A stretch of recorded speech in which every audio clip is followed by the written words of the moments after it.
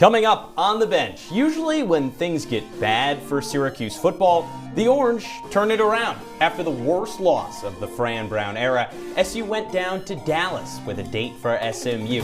We know starting quarterback Ricky Collins has been rough, but it can't get worse, right? No, definitely not. Also trying to get back in the dub column is Syracuse women's soccer. The team's still trying to capture its first conference win in over 3 years, or will Clemson stand in its way? And on the men's side, coaching in McIntyre's squad is doing quite the opposite. The Orange on a hot streak with 2 straight victories, but can they defend home field and make it 3 straight against rival Boston College? Syracuse field hockey finally gets to take on an unranked team after 4 straight ranked games. On the other side, though, SU Volleyball had a pair of matches against Virginia and Virginia Tech, with 1 ACC win already in the bag. The Orange had a chance to add on more early in the conference slate. And Syracuse ice hockey traveled to Stonehill for a 2-game set. Where is Stonehill? I don't know. Who won? I do know. Stick around to find out, because On the Bench starts right now.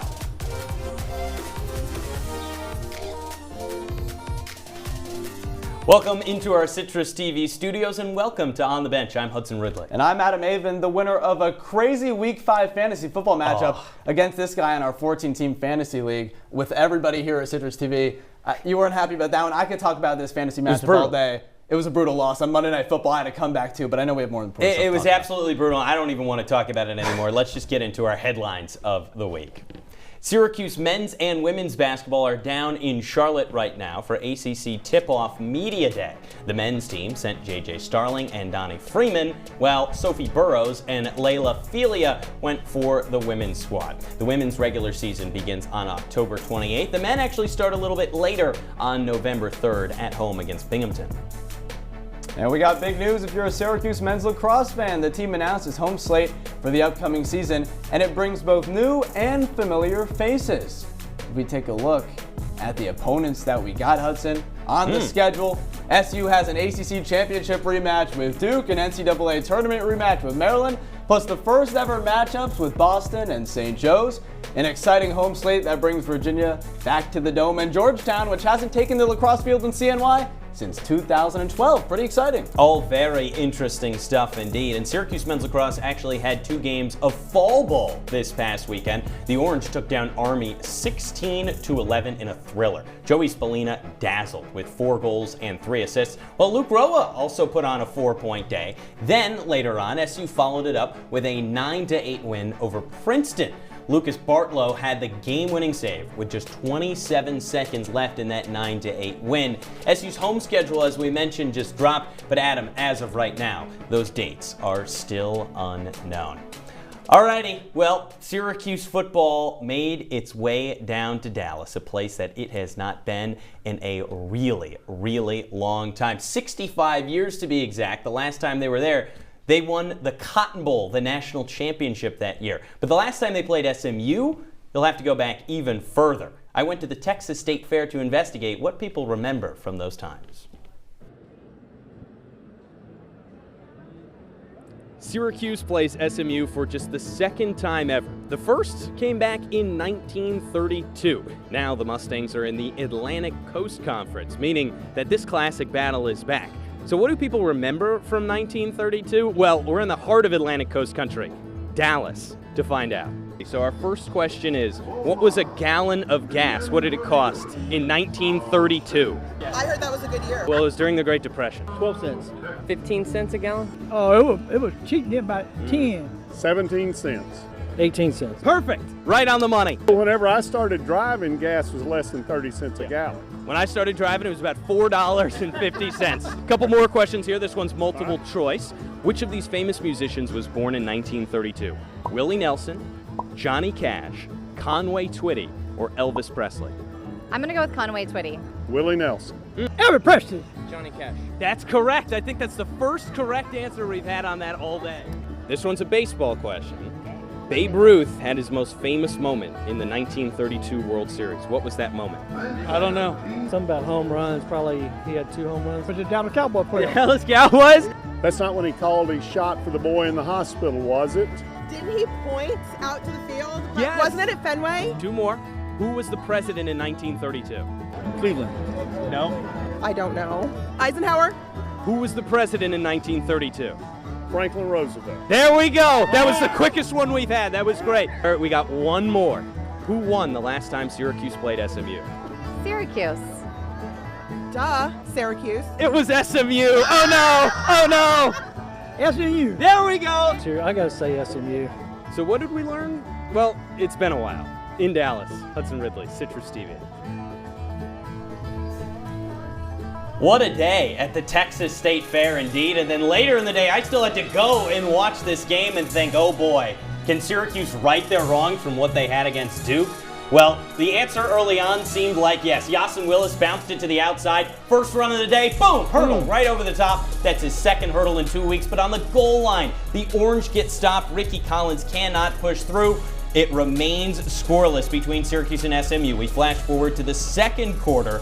Kevin Jennings was a machine. Dump off to the outside. Perfect speed to get around the angle. Beat Cornell Parry to the edge. 7-0 SMU, and Jennings was not done there. Slinged it towards the corner, diving in past the pylon. 17-0 SMU. You think they were done there? The end around on the outside. Derek McFall turns the corner, and the wheels falling off. 24-3. Syracuse tacked on a field goal right before the half. Now we fast forward to the fourth quarter. Kevin Jennings, a career day, nearly 300 yards passing, but this was one of 4 touchdowns. Boom! Hit stick, get out of my way. Fran Brown was mad about that one. Really no right to be. Then on the other end, Ricky Collins finally steps up, gets into the end zone, one of 2 touchdowns he'd contribute today. Jennings, though, slinging it to the wrong guy, intercepted by the Orange. Kerr, yet again for the second time this year. That's Davian Kerr, not his brother Davion. Very confusing. But right away, the next play, Ricky Collins towards the pylon, badly missed. Marcellus Barnes with the pick, the former Orange, and then that Orange D makes a stand. A safety would bring the Orange a little bit closer, 31-10, and Ricky Collins zips it over the middle. So now Syracuse has a chance to maybe make some waves here, but they couldn't get the 2-point conversion. Ricky Collins, last second Hail Mary, not like it would matter. Anyway, he's already got 2 picks. Hey, make that 3 interceptions on the day. It was not Ricky Collins' day. He finishes with 1 touchdown and 3 picks. The Orange lose 31-18 to SMU. And boy, this has been a rough start for Ricky Collins, Adam. It really has. Steve Angeli was the guy, especially in that first half of that Clemson game, Hudson. After a kind of slow start to the year, Syracuse fans felt like they had their guy. Once again, after having it last year and Kyle McCord, Collins has yet to show up in that same way. Will he be able to? That's something we're going to find out, but right now it definitely does not seem like it after that loss to SMU. It's a major cause for concern. 4 interceptions over the last 2 weeks, and you see him getting chewed out here by Josh Gaddis, one of the Syracuse assistant coaches, just giving him the business after he threw a ball away on 4th down, something he did not need to do. The struggles have been evident for Ricky Collins. Here's how he addresses them. Just I have to do better with taking the coaching to the field and what we discussed on the sideline, and obviously through the week, be able to go and take it onto the field and execute it how we want to. I say stressful, nerve-wracking because I know we're better and then what we're displaying. Confident in those guys. I mean, defense played a great first half. I mean, we got to help them. It's hard for a defense to continue to keep getting stops, and we're not giving them energy. Better than what they display. I would hope that is correct. Syracuse right now is struggling. Completion percentage of 60%. That's 15th in the ACC out of 18 teams, and there's really no surprise right now why they've struggled so much. Now the passing offense is still inflated by those Steve Angeli numbers, but once you give Collins enough time, I mean, that could be rough. And what we don't see is how many yards Syracuse gives up to opposing teams, right? That's also been a big issue, Hudson. Right now, the Syracuse offense trying to get back to a place of competency where they can perform against the other top ACC opponents. But in that Duke game, Nate Shepard ran all over them. Then Kenan Jennings last week at SMU just tearing up that Syracuse defense. I mean, you have these teams trying to go at it. Syracuse needs to get an ACC conference win.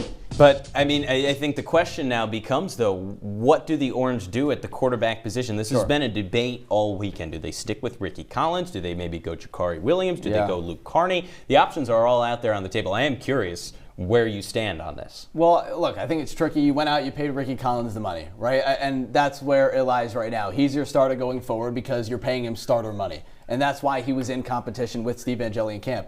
However, all I'm going to say is, and this might sound facetious, but it's not. Luke Carney came in for one play in that Colgate game and ran for a touchdown. Oh, okay, that's a good point. So if we're talking about percentage on the field of successful plays, Luke Carney right now is the best quarterback on this roster. That was with Steve Angeli because he went 1 for 1. One play, one rushing touchdown, nice 10 yards going to the end zone. Look, at the end of the day, I don't think it hurts to give another guy a shot. I wonder what that acronym spells out to. Percentage on the field of successful plays. It's POTFOSP. I wonder if that's an actual stat. I don't believe Fran so. Brown has to be tracking that in the box. What I will tell you is I believe they're going to stick with Ricky Collins throughout this right now. Hard not to. I mean, you're paying him a lot of money, and you've seen guys like Carlos Del Rio Wilson, who once sucked here, become good. You never really know what's going to happen. I do believe that Ricky Collins will be the quarterback going forward, and Fran is loyal to a fault, and I do stress to a fault. Sometimes that can end up hurting him, and I believe this is likely one of those cases where it certainly will. This past week, former Syracuse defensive lineman Arthur Jones passed away at 39 years old. Jones played for the Orange from 2005 to 2009 before a 7-year NFL career. Known for his big heart and smile, Jones will be sorely missed. We'll be right back after this.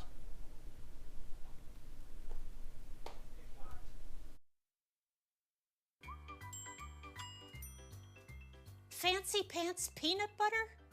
A big screen television? You haven't even bought a sofa yet. A motorcycle?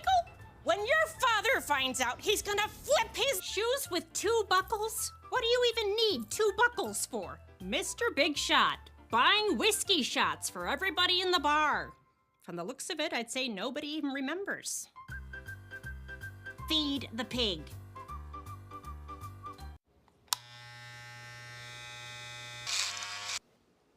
You've messed up your son's haircut. Mom? Do you A, try to fix it? Like it never happened. B, work with what you got?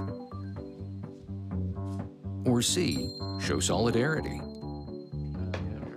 Thank you, babe. As a parent, there are no perfect answers.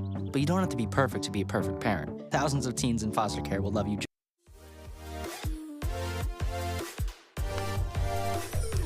We're back on the bench after talking a little bit of football earlier on. Adam, it's time to talk a little bit of football now. The other way. Yeah, our friend Sam Reese calls it that. Our friend Nick Whaley calls it that. But they're weird people. I call it soccer. We're in America. Exactly. I would agree with that. And Ian McIntyre is in America right now, which he has been for a little bit of time now. Like but a decade, yeah. Enough time to rack up the all-time program lead in wins as a head coach. He achieved that a few games ago, and now he's going on a tour to try to find a little bit more success, and that started in a game against Boston College as the Orange start to roll through the ACC. So let's take a look at how Syracuse performed against the Eagles. The Orange off to a kind of slow 4-4-2 start. Boston College a losing record and still no ties on their resume so far. An early foul by Marcy Killeen gave the Orange a chance, but the ball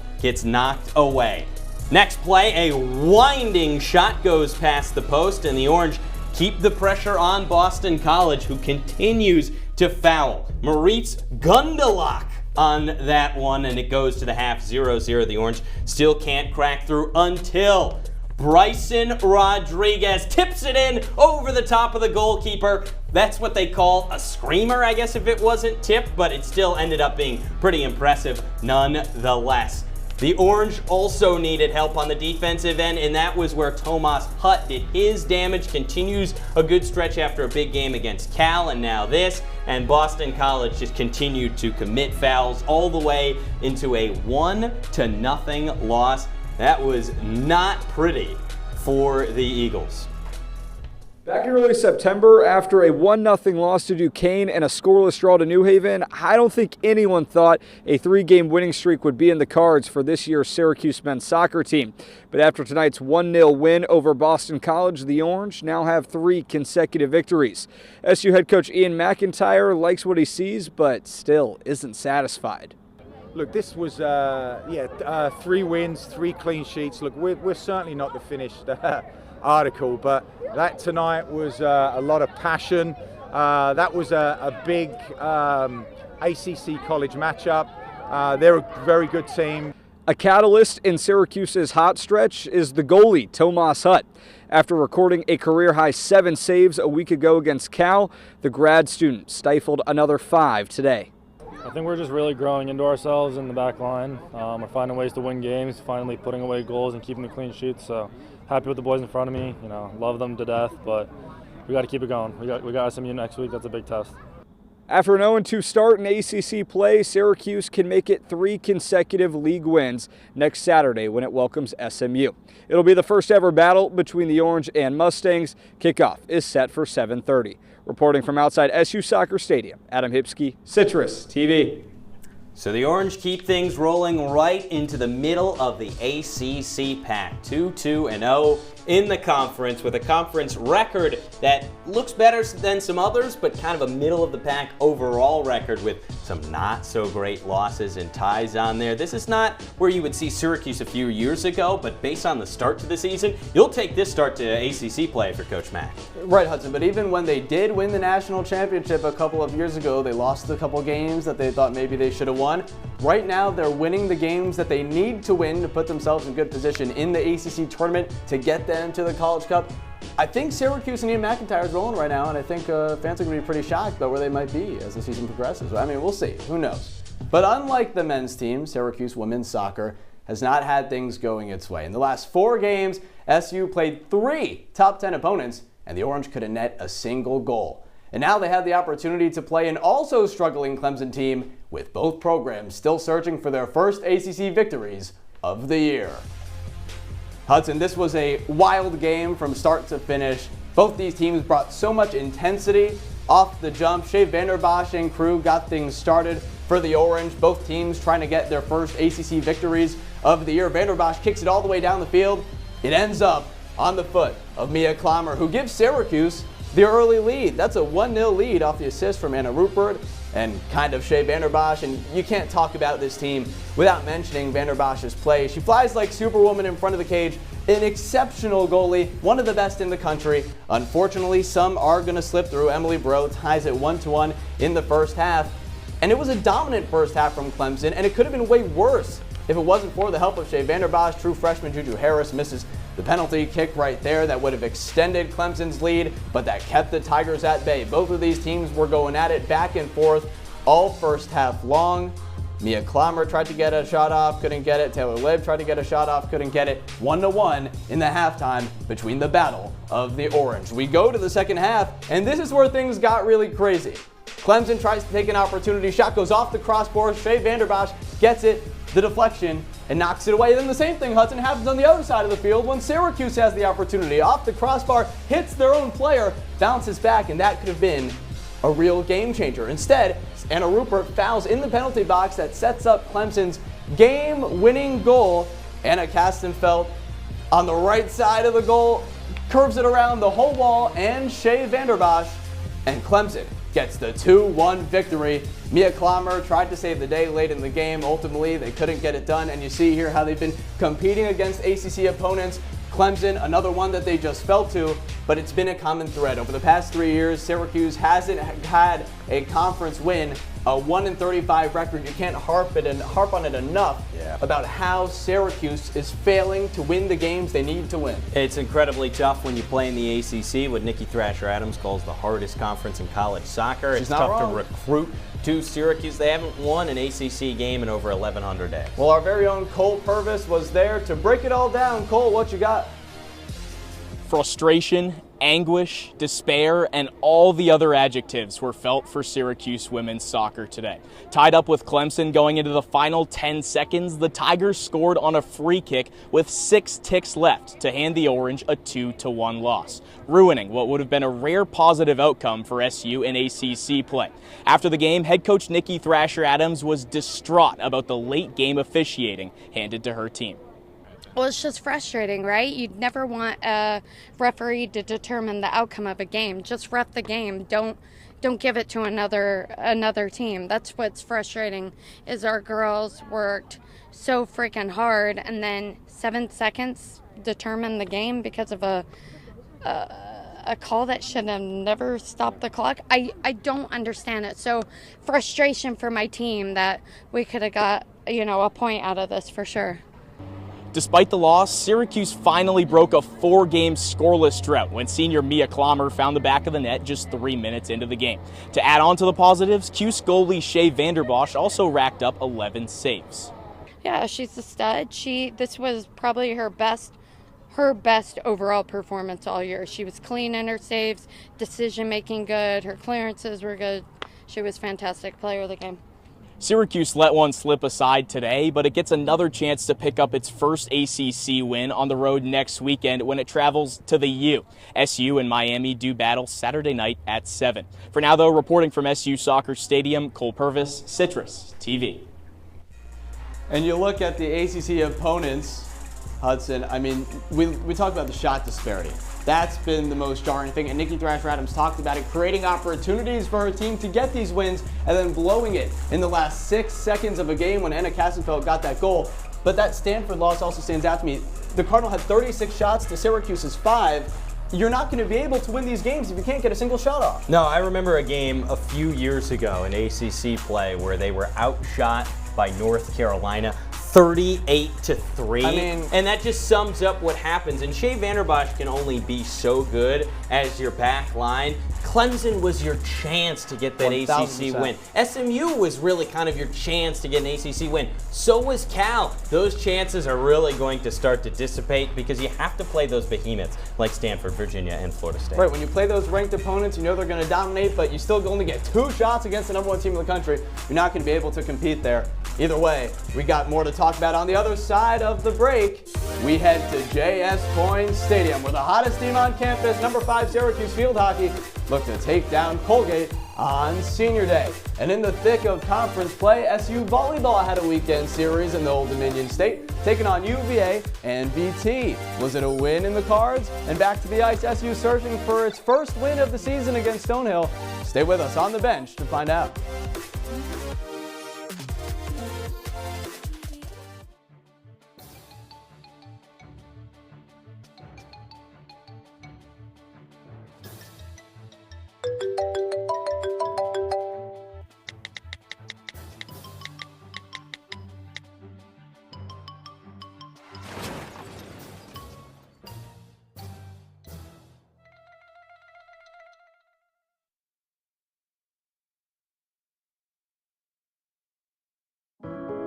Taking care of a family member can lead to plenty of questions.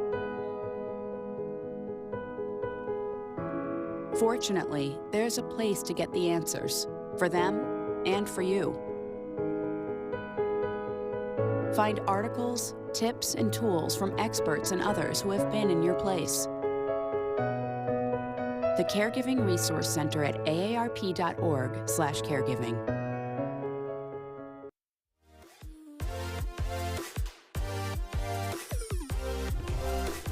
Well, welcome back into On the Bench in our CitrusTV studios alongside Hudson Ridley. I'm Avin. Now, Hudson, we talked football, we talked everything, but this is the part of our show where we talk a lot of hockey. Ooh. And we need to start first on the field because the number 5 team in the country deserves its praise. SU, with 2 spectacular ranked wins last week against both Duke and Penn State, continued the season with another non-conference game against in-state foe Colgate. And this one was the Orange, the one they really wanted to win. And we open up at JS Coyne Stadium on Senior Day. That's why they wanted to win it, because they had a lot of players who've given their all to this program, and they deserve to have this day and go out the right way. Danny Sherman gets the first goal for the Orange, kicks things off. And this is what this team does, especially when you go up against a non-competitive team. You go up 2-0 early on. Sammy Goin gets that one, the assist from Patty Shrunk there. A great defender on that Syracuse team who makes waves not only on the defensive end, but also she and Valentin, that connection has been there all season long on those APCs. And what we really saw in this Colgate game, Hudson, was the passing of the torch. Players like Valentin passing it off to Sammy Goin. You see all these players continuing to work together, not only against a non-conference foe in Colgate, but then also those ACC games. This was really the one opportunity that the Raiders had. Mina Cho to get on the board for the Raiders, makes it 4-1. And then finally, at the end of the game, Syracuse, for good measure, just says, hey, it's senior day, we're gonna pile one more on. Carson Beatty gets it there 5-1. I mean, what a win for Syracuse on that day. And our very own Sydney Chan was there to take it all in. On senior night, number 5 Syracuse field hockey delivered a decisive 5-1 win over Colgate, a perfect backdrop for honoring the 8 seniors and grad students who have shaped the program with their leadership and passion. Yeah, proud of them all. They each bring something really unique and special to the program. It's big shoes to fill. I think while we have them, we're going to embrace everything they bring, from the laughter to the jokes to the intensity to pretty hockey. I think they're still growing every day and they're blossoming. It's a good group. So from the 8, they're all huge pieces, so we're going to roll with this season and do as much as we can, and then we'll figure out future later.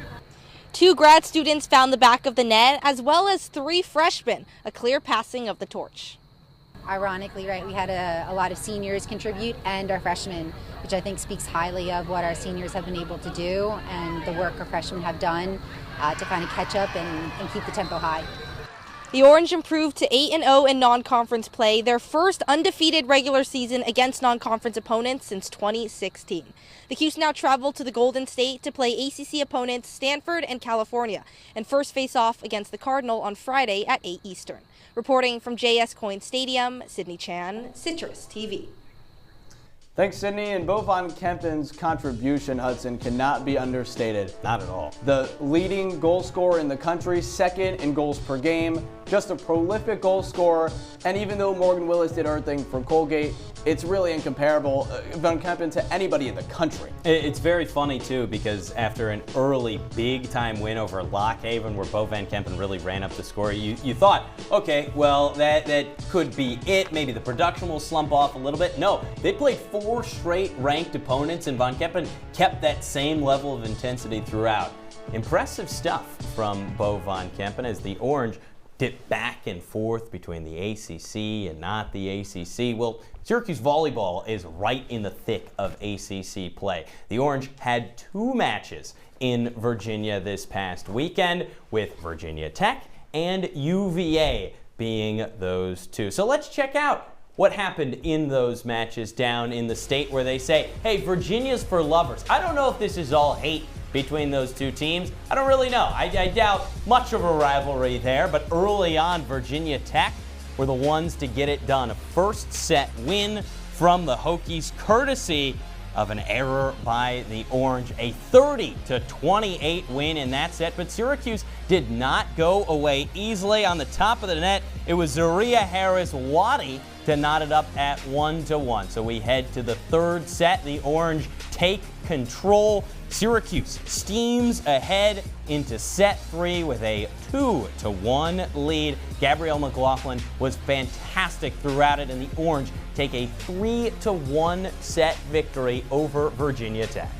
Then they faced the home team, the Cavaliers, Hudson. This is a really good Virginia squad as well. It was not going to be an easy one for Syracuse to get this one, but Tahia Maeva gets it to Gabby McLaughlin, one of the best players maybe in the country as well. I mean, setting career high in digs and kills, time in and time out. Hudson, it was just so competitive, especially when you have McLaughlin.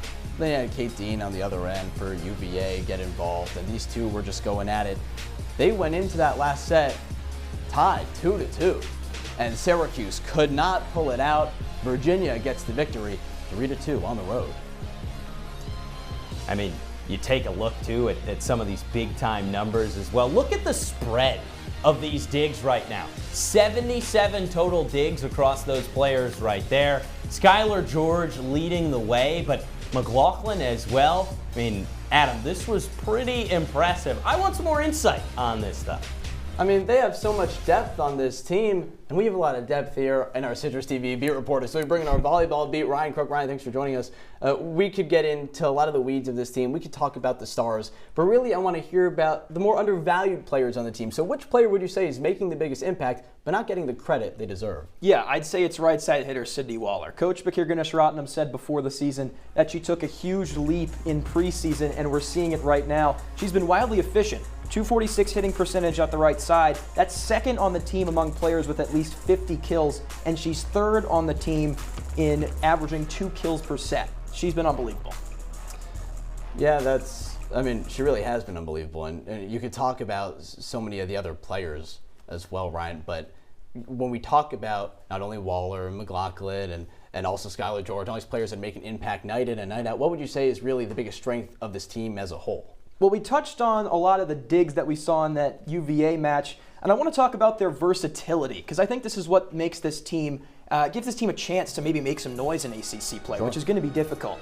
Coach Bakir Ganesh-Ratnam has so much talent on this roster that he can thrust into different situations. Middle blocker Soana Leia is great offensively, but he also has a better defensive middle blocker in Zaria Harriswadi, and there's so many examples of this up and down the roster. You have Reese Teves, who comes in and leads the team with 17 aces. She really is a service specialist, if you want to call it that. But that's really her designated role in this team, and there's so many instances of this up and down the roster where they have individual players that come in for specific situations and are able to thrive. All right, well, we're not going to stop you from continuing to come into our studios to break down this volleyball team for the rest of the season. If you want to follow Ryan, you can follow him on X at @RyanCroke_. Thanks for joining us, buddy. We appreciate it. Happy to be here.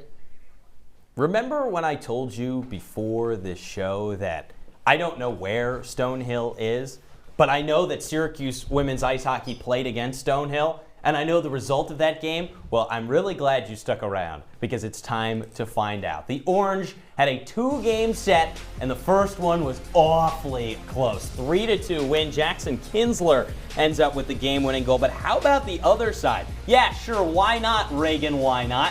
1 goal, but 5 blocked shots. Talk about putting your body on the line in a serious way. Syracuse, though, ekes it out. The first win this season for the Orange. They improved to 1-2 after those early 2 losses to Minnesota Duluth. But this was a good chance to get a bounce-back, get-right game, Adam.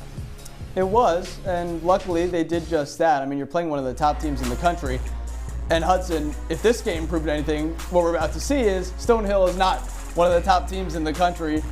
What's better than 3 goals? You know what's better than 3 goals? Probably 4, maybe 5. I was going to say, how about double that? And maybe a little bit more. How about 8 goals in this game? Stella Costabile kicks things off for the Orange, and you go into game 2. 50 shots in this one, Hudson. We talked about it with Syracuse women's soccer and their opponents just continuing to fire shots at the goal. They're about to go in eventually, no matter how good the goalie is. And it was the same thing in this game. Unfortunately for Stonehill, you had Riley McLeod as well get in on the fun, who makes it 2-0 to Syracuse. And everybody continued to tag on. 7 different players in this game recorded a goal.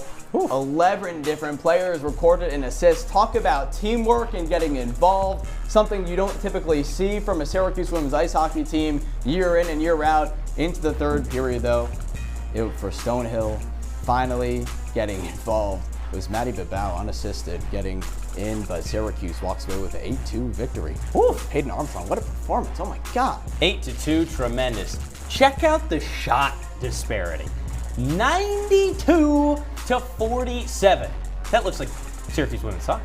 92 to 47. Wow. What a major I see a difference. trend in this show, Hudson. A lot of shots, a lot of goals, a lot of scoring, but it's fun. It's fun for us to talk about. And we also especially love offense as well, and it feels like Syracuse is doing a great job of that. It feels like a program revitalized, but I desperately want to know more. And that is why we welcome on our women's ice hockey beat reporter, Jared Valentin, for a little bit more information on how this season has gotten off to the start. Jared?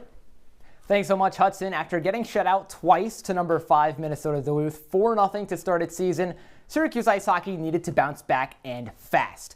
The good news, SU did exactly that on the road against Stonehill with a 1-goal win Friday before cruising to an 8-2 blowout victory Saturday afternoon.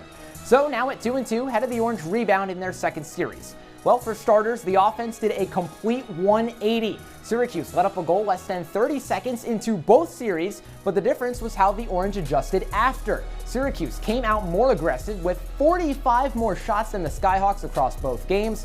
In the series prior, SU had 40 fewer than Minnesota Duluth. Also, Syracuse finally took advantage of the power play. The Orange went 0 for 14 on power plays through 3 games, but netted a pair of scores in Saturday's win. In that victory, SU had 7 different goal scorers, 13 assists, led by 2 scores from forward Peyton Armstrong, who was just named the AHA Forward of the Week.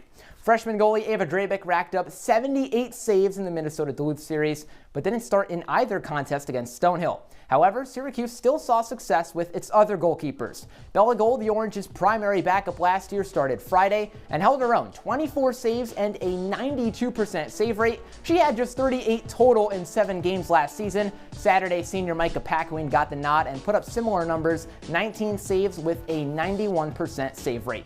The biggest enhancement on the defensive side, though, came on the penalty kill. Syracuse didn't let up a single goal during Stonehill's 5 power plays across both contests, compared to giving up 2 in the same game against UMD.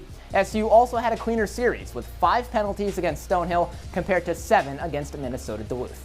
So that's how the Orange turned things around, being more aggressive on offense, solid goalie performances, and improved defense on the penalty kill. Against number 7 Quinnipiac this weekend, that's going to need to continue for Syracuse to come out on top. Hudson, Adam, back to you guys.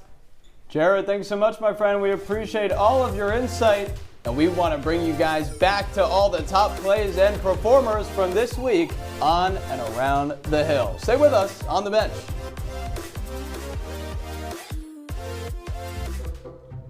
They call me Maxie, but I prefer tripod.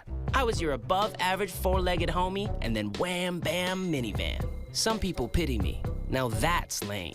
I still run, fetch, and swim. And the ladies love me. I'm the ultimate wingman. Just don't ask me to high five.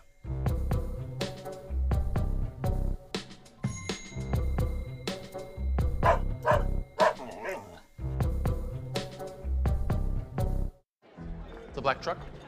Hey, Christina from accounting. Yeah, hi. Hey, I used to date a girl named Christina. Oh, really? Yeah, and then she dumped me for my best friend. You want to see some photos of them that I took? I don't. I thought we talked about this, buddy. Buzz and overshared again? Yeah. Yeah. I'm gonna call a car. That's a smart idea. So yeah, I know, that's why I did it. Hey, you're gonna get back to the top of the mountain. Does that mean I'm gonna get back with Christina? No. Oh. No.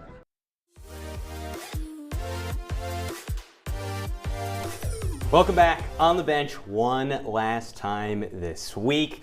Adam, we cannot let them leave before they see our performers and our plays of the week. That would be a travesty, wouldn't it? They can't. We have too many good players on this campus. Even though they might be losing games, they're still really good players. We got to bring you all the information. And one of them, I don't know if you can tell by that silhouette, our number 5 player of the week, may have been the most impressive player on Syracuse football, not just this week, maybe all season. He had 4 punts in Saturday's game against SMU, 182 total yards, which is almost around 46 yards per punt. That is NFL level, a 50-yard long. That is NFL level inside the 21 time, and he was tremendous. That is a guy that will play on Sundays, which is very funny because Syracuse has had 3 then NFL punters within like the last 8 years. You can't say that about any other position group, maybe defensive back, but very funny stat on that. And it's so nice. He's the best form. I mean, dude, he's so good. Every single time he gets down there. You know another guy who kicks the ball really well?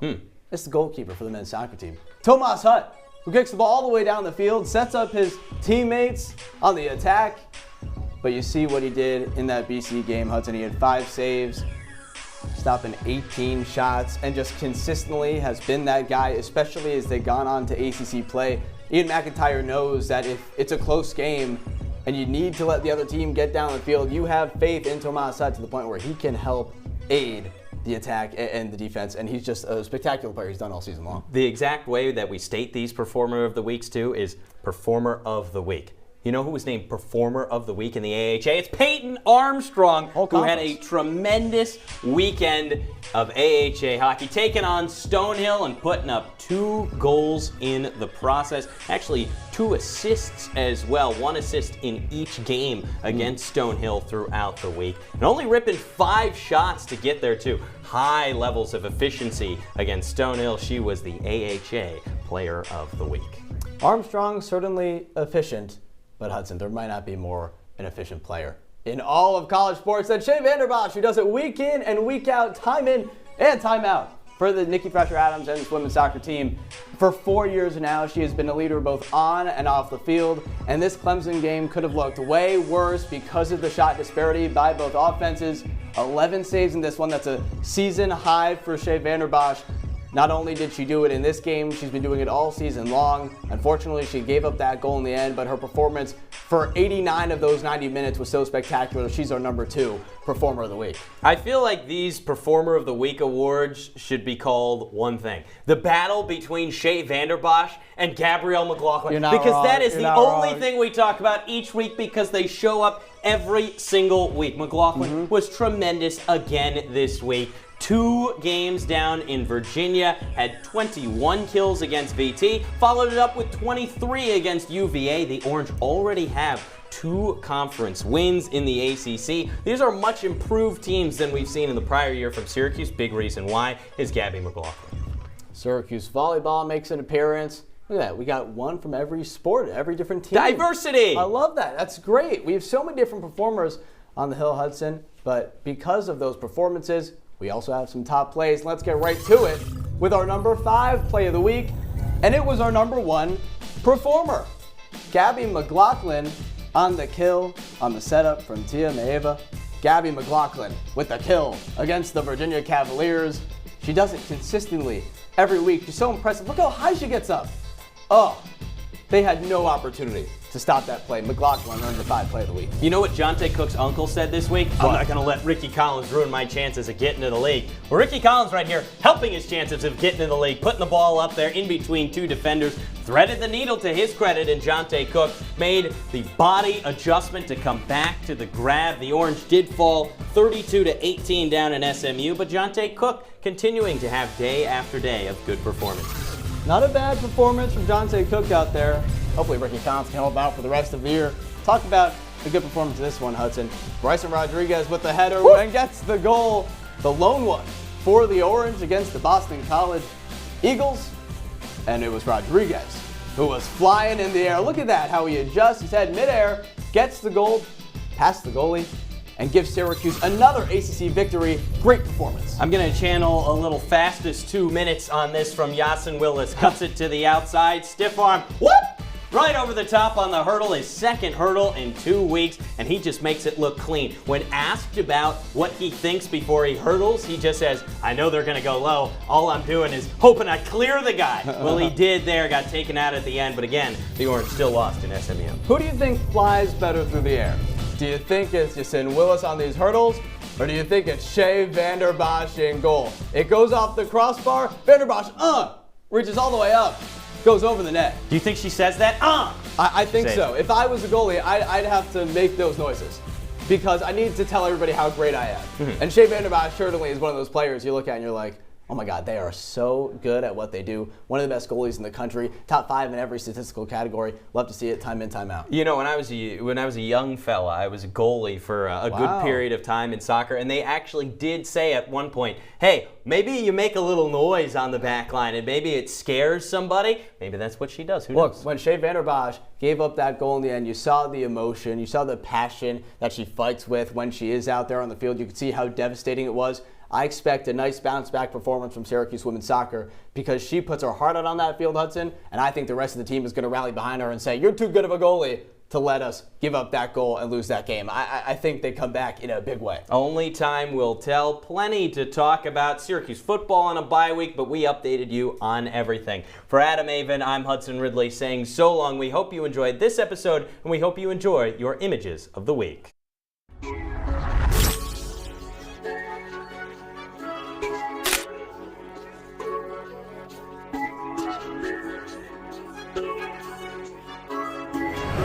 I'm a smooth operator.